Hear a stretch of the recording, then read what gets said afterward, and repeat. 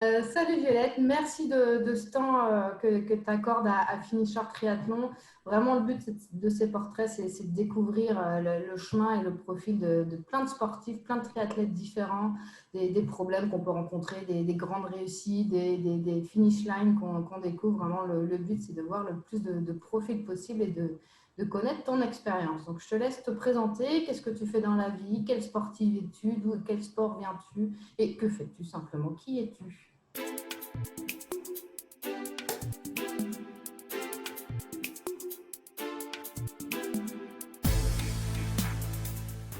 Je m'appelle Violette, j'ai 25 ans. Actuellement, je suis étudiante en BTS diététique, donc c'est une reconversion. Avant, j'étais dans la communication et le marketing. Je suis passée par le marketing sportif et du coup, j'ai dévié dans la nutrition et je voudrais me spécialiser dans la nutrition du sport puisque je fais aussi beaucoup de sport et c'est vraiment une passion qui me tient à cœur et je pense qu'aujourd'hui, on n'a pas encore toujours conscience de l'importance de la nutrition dans le sport et particulièrement euh, dans des sports comme les sports d'endurance, la course à pied, le triathlon, où finalement se ravitailler et s'alimenter au quotidien, en fait, c'est pas si simple. Voilà. Donc, je pratique le triathlon. Je m'y suis mise l'année dernière. À la base, je viens de la course à pied et du fitness. Je me suis pas mal blessée. Et quand on est blessé en course à pied, on finit par se rabattre sur le vélo et on découvre que le vélo, c'est cool. Et une fois qu'on fait de la course à pied et du vélo, on se dit, il suffit de rajouter la natation. C'était un petit défi pour moi parce que je ne nageais pas du tout. Donc, je m'y suis mise et donc voilà, je suis un bébé triathlète en devenir. Tu as commencé l'année dernière, tu as réussi à trouver des compétitions l'année dernière? C'est un peu Non, j'ai pas encore fait de compétition. J'ai fait pas mal de séances bike and run. ouais. Beaucoup de travail d'enchaînement, etc. Je me suis une fois improvisée un triathlon maison. D'accord, Et cool. piscine, j'habitais pas très loin, je suis rentrée vite fait, je suis montée sur le vélo, etc. Donc j'ai déjà enchaîné les trois avec des transitions de un petit quart d'heure. Ouais, Mais voilà, non, j'ai jamais encore mis de vrai dossard, c'est au projet pour cette année en tout cas. tu as mis des dossards course à pied, ça tu. Ouais, course à pied jusqu'à marathon. Donc, Ok, ouais, super déjà. Et tu as déjà vu des petites difficultés en tant que triathlète? Tu as vu je sais pas, des choses qui te bloquent, la compétence en vélo, la puissance, nager en eau libre. Enfin, est-ce que tu as des petits freins qui te. Ouais, alors la nage en eau libre, j'ai essayé une fois. J'avoue que ça m'a surpris, c'est clairement pas comme la piscine. Déjà que c'est mon point faible en piscine, je me dis que ça va vraiment se travailler. Et après, au niveau du vélo, ouais, au début, j'angoissais en fait à l'idée de partir plus loin que l'hippodrome de Longchamp. Parce que Ouais. partir rouler tout seul, c'est pas forcément prudent, c'est mieux d'y aller à plusieurs, surtout quand on ne sait pas trop où on va. Quand on se dit si jamais je crève, est-ce que je suis capable de changer ma chambre à air? C'est vraiment débile, on a l'impression d'être un noob. Euh, Ça Au t'est début, arrivé, ouais, pas encore? de crever, si, Ouais, ouais. mais enfin, soit il y avait, soit j'étais à côté de chez quelqu'un que je connaissais, on s'est posé, on a changé, soit je m'en suis rendu compte, mais une fois arrivé chez moi, ça s'était pas suffisamment dégonflé. J'ai jamais changé ma roue, on va dire, en plein milieu de la nature. Mais bon, j'ai Ouais. déjà changé mes pneus. Je sais que je vais pas mettre 6 mois non plus, quoi. Ouais. Non, mais en même temps, c'est une bonne expérience. Mais vaut que ça arrive à l'entraînement que le jour J, hein. Tu sais faire. Au moins, tu sais que tu sais faire. Tu es équipé. Ouais, c'est ça. Franchement, ça te décharge, hein. Quand tu ne le fais pas souvent. Clairement. Moi, j'avoue, ça fait longtemps là que ça m'est pas arrivé. Si ça arrivait demain, je ne serais pas très rapide, je pense. Plus tu le fais, Ouais. plus tu es rapide, hein. Vraiment, c'est bien. Mais ouais, c'est vrai que le vélo, c'est complexe comme discipline parce que moi, je suis pas anti-bricolage ou quoi que ce soit, mais il y a toujours ce truc où on se dit, en fait, il faut que je vais demander à machin s'il ne sait pas qu'est-ce que je peux prendre là, est-ce que je vais prendre ci, et il n'aurait pas des astuces pour ça. Je trouve que c'est vraiment un sport où c'est bien d'être bien entouré, Mm. d'avoir des retours d'expérience des autres. C'est vraiment un sport de partage, le cyclisme, et c'est ça qui est vraiment cool, c'est que on a toujours un pote qui va nous conseiller, nous donner ses astuces, nous dire non, ça, il ne faut pas faire comme ça, parce que mais, du Toi, coup, tu es dans un club. c'est Comment tu as vraiment trouvé sympa. ce petit groupe de partage? Tu es en club? Tu es licencié peut-être? Là, je suis en club. Je me suis licenciée avec la team Tri 360. Du coup, c'est mon coach aussi, Jérémy, qui fait mes entraînements. C'est pareil, la planification au triathlon, c'est pas du tout la même qu'en course à pied. Ça change vraiment tout. À plus les anciens partenaires d'entraînement de course à pied qui font aussi du triathlon et qui m'ont aussi donné envie de m'y mettre. Adidas Runners aussi où je courais pas mal, donc ça va, je j'ai pas trop de mal à trouver conseil. C'est clair. Et toi, c'est les petits facteurs de progression pour toi, ça a été quoi qui a été un déclencheur? Peut-être te licencier, avoir ton coach à toi? Alors ça, j'ai fait une coupure en cette fin d'année puisque j'avais eu des petites blessures et du coup, je voulais reprendre proprement. Mais ouais, c'est des petits détails, c'est surtout vraiment le côté mécanique. Il y a le jour où on achète les pédales automatiques, le jour où on va rouler tout seul, le jour où on change une chambre à air, le jour où ci, le jour où ça, on rajoute quelque chose. Il faut que je m'achète des prolongateurs aussi parce que j'en ai pas. Je me dis ça va être encore un cap de faire comme les grands. Mais ouais, c'est plein de petits détails. On se voit avancer, on se voit évoluer, on se voit customiser le vélo. Et dire ouais, moi j'aime plutôt ça en fait. Et ouais, ça j'ai essayé, j'aime pas trop. C'est vraiment ça. En fait, on incarne sa pratique. Et je pense que tous les cyclistes ont leurs petits trucs à eux, leurs préférences, les petits réglages de selle, etc.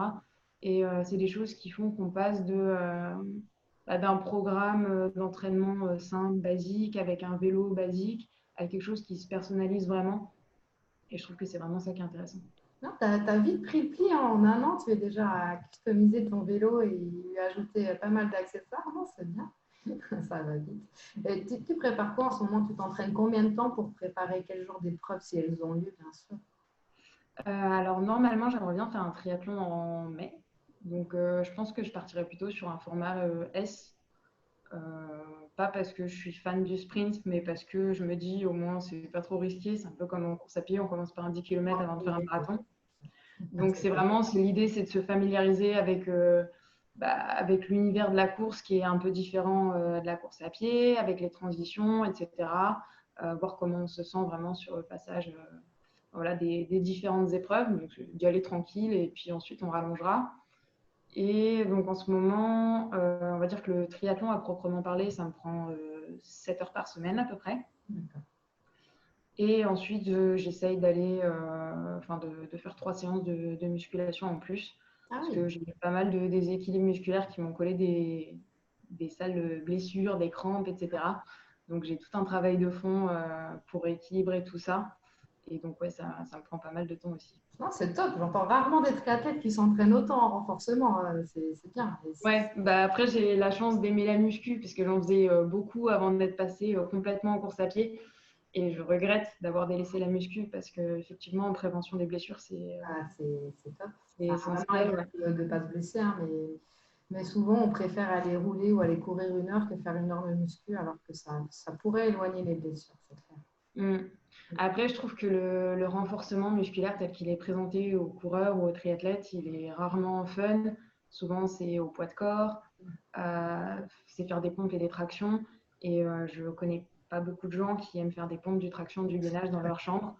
Euh, Alors que finalement, le travail de force, ça peut aussi être intéressant en triathlon. Je sais qu'il y a des triathlètes qui le font, qui n'ont pas peur de mettre de la charge et qui se planifient vraiment, surtout en off-saison, des vraies périodes de renforcement. Et là, pour le coup, c'est un sport à part entière et c'est sympa aussi, en fait. Donc, on y prend plaisir et c'est pas une corvée. Tu arrives à faire ça chez toi, tout est équipé pour, parce que là, c'est fermé du coup. Bah là, du coup, moi, j'y ai accès parce que Ah, par rapport à mes blessures, du coup, je peux aller en salle. d'accord, Voilà, et en plus, l'an prochain, j'aimerais bien faire stable, donc ça m'arrange. d'accord. Euh, donc, ouais, moi, j'ai la chance de pouvoir m'entraîner en salle en ce moment. Ouais. Pour l'instant, tu arrives plutôt bien à concilier, en tout cas, ta vie pro et perso, enfin tes études et ces 7 heures d'entraînement où tu t'es mis un petit calendrier bien cadré, 7 à 8 heures, je cours, enfin, l'organisation militaire ou non, tout est assez fluide et ça passe plutôt bien pour le moment. Je suis en études au CNED, donc de toute façon, même avant le confinement, en fait, c'était moi qui gérais mon planning. L'année dernière, je travaillais, donc c'était un peu plus compliqué de tout concilier. Cette année, j'ai plus que mes cours et l'entraînement. Donc après, c'est vrai que ce qui va être... Là, j'avoue que le couvre-feu, c'est compliqué parce que j'aime bien m'entraîner le soir parce qu'en général, après mes séances, je suis un peu KO. Et je sais que c'est plus compliqué de me remettre au boulot si j'ai pas fini mes cours, etc. Si je me suis entraînée à 16 heures parce que je voulais éviter justement d'être prise de cours par le temps, bah, en fait, je vais me retrouver à la maison, le temps de prendre une douche, il va être 18h. 18h, me relancer dans les cours, c'est compliqué. Ouais. Donc c'est vrai que là-dessus, c'est un peu problématique. Après, en temps normal, bah, du coup, je gère mes horaires comme je veux. J'ai pas de problème là-dessus. Et c'est une organisation qui est plutôt cool et qui me permet de m'entraîner plus que si j'étais à l'école, c'est sûr. Top. Profites-en. L'autre question, c'est que tu nous as dit que tu étais souvent blessée. Et comment tu as fait du coup pour surmonter cette période? Souvent, on est un peu déprimé. Enfin, ouais, c'est dur pour un sportif de lui dire arrête ou entraîne-toi autrement ou arrête de courir parce que j'imagine que c'est la course à pied qui t'a fait mal. En général, c'est ce sport-là. Comment tu as eu un petit truc, c'est dur de sortir de ces petits coups de mou qu'on peut avoir pour dépasser ça. Toi, apparemment, ta solution, ça a été de basculer dans le triathlon. Mais je ne veux pas spoiler. Vas-y, je te laisse. Et bah, ouais, en fait, de toute façon, dès que je me suis mise vraiment à la course à pied et que j'ai commencé à courir régulièrement, bah, au début, j'ai fait des erreurs de débutant, comme tout le monde, hein. Augmenter trop vite son volume d'entraînement, pas courir avec les bonnes chaussures. Donc, j'ai expérimenté le monde de la blessure très, très rapidement. J'ai trouvé un très bon kiné qui me suit depuis 3 ans, qui m'a toujours conseillé, qui m'a tourné aussi vers un podologue pour adapter mes semelles, etc. Donc c'est vrai que là-dessus, j'ai rapidement compris comment adapter ma pratique, comment faire du renforcement musculaire adapté. Donc j'ai jamais eu vraiment de problème pour adapter ma pratique en fonction de mes blessures. Une période, je suis passée même par le CrossFit, j'avais complètement arrêté la course à pied. Et j'ai fait du CrossFit parce que j'avais ce côté renforcement musculaire, un peu de cardio. Je n'étais pas obligée de trop courir. Voilà, comme j'aime bien le sport en général, bah, si demain il faut que je change de sport, je changerai de sport et c'est pas grave. Ok, bon. Une amoureuse du sport, pas que du triathlon. Et puis voilà, après, je pense que je supporte mieux les longues coupures finalement que les petites coupures. C'est vrai que les petits bobos du quotidien qui empêchent de faire la séance comme c'est prévu, bah, ça demande de s'adapter, de rebondir. Oui, bah, aujourd'hui, j'avais ça comme séance, qu'est-ce que je vais faire à la place? J'ai pas envie. L'avantage du triathlon, c'est que si on peut pas courir, on peut toujours aller nager, sauf quand les piscines sont fermées. Mais non, du coup, t'as pas le droit. T'as pas le droit. il faut que j'y retourne là, ça y est.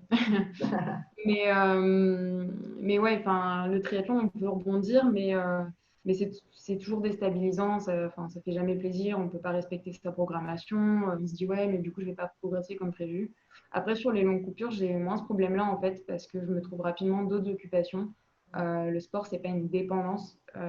J'aime ça, mais c'est pas une dépendance. J'ai arrêté pendant 2 mois et ça m'a manqué la première semaine parce que bah, on se retrouve avec un grand vide. Ouais, hein, ça libère du temps. Sur le coup, on se dit mince, qu'est-ce que je vais faire de tout ce temps-là et de toute cette énergie? Et puis, bah, on trouve vite où est-ce qu'on va mettre l'énergie. On se retrouve d'autres passions. Je me suis remise à dessiner, à faire du motion design, plein de choses que je faisais plus parce que j'avais pas le temps. Et puis, j'ai consacré mon énergie à autre chose en attendant. Et ça m'allait aussi. Après, c'est sûr qu'au bout de 2 mois, je me dis, bon, c'est quand je reprends. Tu m'as l'air d'avoir trouvé un super ratio, en tout cas, ouais, équilibre vie pro, perso, Ouais. et puis juste toi, équilibrer tes activités. C'est vrai que quand on est 100% que sur le sport, ou en tout cas un seul sport, on prend un risque quand on ne peut plus le faire, on soit vraiment au pied du mur. Qu'est-ce que je fais? C'est ça. Et puis c'est important aussi de regarder, je pense, des relations sociales qui sont pour moi ni dans le sport ni dans la nutrition, parce que du coup, je côtoie aussi pas mal de diététiciens, etc. Je trouve que c'est important d'avoir des connaissances, des amis qui sont dans des secteurs totalement différents, ce qui fait que ben, on ne se retrouve pas non plus enfermé dans une pratique et dans un univers. Et ça permet de garder une ouverture d'esprit aussi qui est importante. On a tendance à s'entourer de personnes qui nous ressemblent, mais il faut faire un effort, effectivement, de ça. C'est ça. Bah oui, bah, le jour où on est blessé, si si tous nos amis font du sport, bah, on se dit ah bah non, faut qu'on se voit, mais pour boire un thé, parce que parce que pour aller courir, ça va être compliqué. Ça marche. Mais, Mais voilà. Le petit truc à toi, parce que tu es dans la nutrition, donc j'imagine qu'il y a quelque chose que tu fais bien différemment des autres et à ta façon, en tout cas, c'est là-dessus. Est-ce que tu as des petits conseils, des petites astuces sur effectivement ce ravitaillement ou comment toi tu t'alimentes versus des triathlètes classiques? C'est peut-être ton truc à toi. Je pense que je suis moins perméable, on va dire, à toutes les injonctions finalement, les idées reçues, etc. C'est vrai que dans la course à pied, on dit qu'il faut manger sain, mais je vois aussi que les gens font finalement des erreurs en voulant bien faire, Mm. se prennent parfois trop la tête. On leur a dit qu'il fallait manger des légumes, des légumineuses, que c'était plein de vitamines. Mais c'est des aliments qui sont pas super digestes, donc avant de courir, c'est pas forcément une bonne idée. Il y a des gens qui les tolèrent pas. Et finalement, bah, moi, ça me dérange pas de manger du riz blanc si je sais que ça va me permettre de courir correctement. J'ai aucun mal avec ça. Donc finalement, ouais, je pense qu'on pourrait penser que je me prends plus la tête ou que j'essaye de manger plus sainement que les autres, etc. Qu'il y a un peu ce biais professionnel de se dire oui, faut que je montre l'exemple et tout. Et en fait, pas forcément, je mange pas d'aliments très transformés ou quoi, que ça m'arrive de manger de la pâte à tartiner, pas se mentir, on est tous humains. Et justement, j'essaye de pas me prendre la tête, de prendre vraiment ce que je digère, ce que j'aime, pas manger des choses parce que c'est nutritionnellement intéressant si j'aime pas ça. Quelque part, Donc, en train de calculer, attention, ce soir, je cours 1h30, du coup, je prends telle ration 1 heure avant de courir. Non, tu vis comme ouais, c'est ça. Je me dis quand même, bon, je vais m'entraîner tout à l'heure, donc il faut que j'évite de manger trop de lipides. Il faut plutôt que je vise on va dire des protéines qui se digèrent assez rapidement et des glucides qui vont pas contenir trop de fibres, par exemple, ce genre de petits détails. Mais je pense que finalement, c'est quelque chose qui s'expérimente même sans avoir de connaissances en nutrition. On a tous nos petites habitudes. Enfin, tout le monde sait que manger une banane avant l'entraînement, ça se digère bien. Mm. Finalement, il y a pas de secret en nutrition. Je pense que plus on se prend la tête, pire c'est. C'est quoi ta prochaine course? Tu m'as dit en mai. Où on peut te suivre? Euh, alors du coup, on peut me suivre pour l'instant sur mon Instagram. Donc c'est ultraviolette.d. Ok. Donc voilà, en ce moment, je ne tiens pas spécialement de blog ou quoi que ce soit. Donc c'est essentiellement sur mon Insta.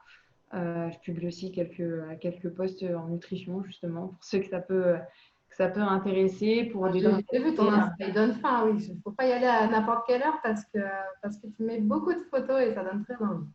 Ouais, bah, j'essaie de trouver des recettes aussi et de montrer aux gens qu'on peut se faire plaisir et qu'il n'y a pas forcément besoin d'utiliser des produits protéinés ou des édulcorants ou ce genre de choses et que finalement, il y a plein de recettes du quotidien qui correspondent très bien à une alimentation du sportif.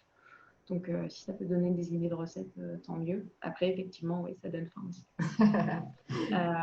Mais voilà, et puis j'essaie de partager aussi un peu mes entraînements, plutôt en story, etc. Et puis ouais, j'annoncerai la course que j'aurais choisie en fonction des dossards dispo. Et ouais, Et c'est si pas mal. tu avais un dernier petit mot à donner à ces triathlètes qui veulent commencer, qui ont peut-être encore peur, qui n'ont pas osé acheter leur premier dossard, est-ce qu'il y a un petit truc à leur dire pour qu'ils osent franchir le pas? Bah, je pense qu'on a tous commencé quelque part et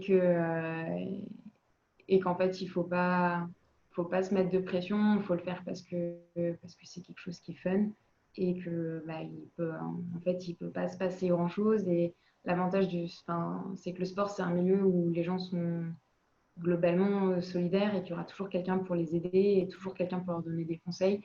On sait tout ce que c'est de débuter et enfin, clairement, faut pas avoir peur de se lancer.